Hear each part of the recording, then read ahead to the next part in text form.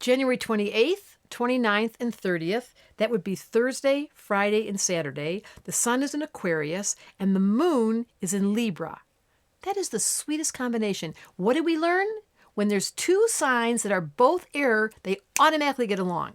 So Aquarius, they talk, they socialize, they're fascinated, they read, they're intellectual, they're scientists. They want to understand the in-workings and the outworkings of this reality. And Moon in Libra is like, I'd love to ask a few questions. Excuse me. So if a baby were born today, that would be the most inquisitive kid who had this appetite for learning and reading books and watching National Geographic and collecting information and documentaries. And then, to top it all off, there's, count them, 3 planets in Capricorn. We have Mercury, we have Pluto, and we have Venus. I wish I was born today. They would call me a born-again Aquarian. It's so cool this weekend. That 3 planets, Capricorns to me, that combination of Aquarius and Capricorn, what happens is, this is a very high-level being. We call them indigo children. We call them smarty pants. We call them intellects. You know how you meet some people and you listen to them talk and you think, wow, someone taught them how to talk.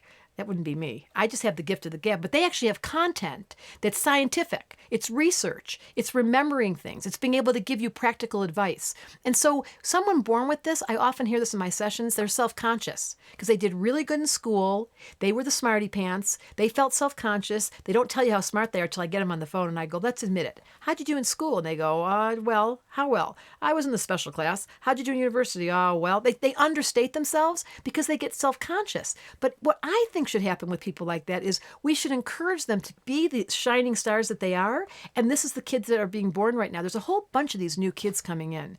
So today, while the sun's in Aquarius and the moon's in Libra, and we're going to talk and talk and talk, and we're going to feel comfortable about our intellects, we're not going to be self-conscious for being smart. I wish in our society, this is my favorite thought. What if every individual kid were allowed to know their uniqueness and they weren't self-conscious? When I was teaching many years ago, I had a group of 13-year-old girls sitting in a room, and there was the Aquarian girl in the room. All the others told their stories. They were only 13 and cried during their stories. I'm a Scorpio. They didn't know what they were.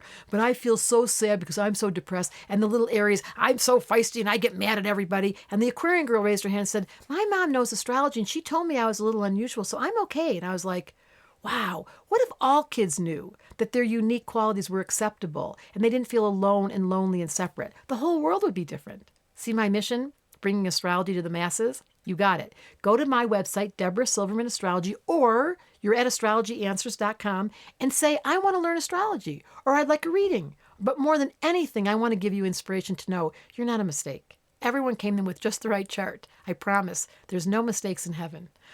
Okay, that's my spiel today on Aquarius and Libra, talked to you by Debra Silverman. See you soon.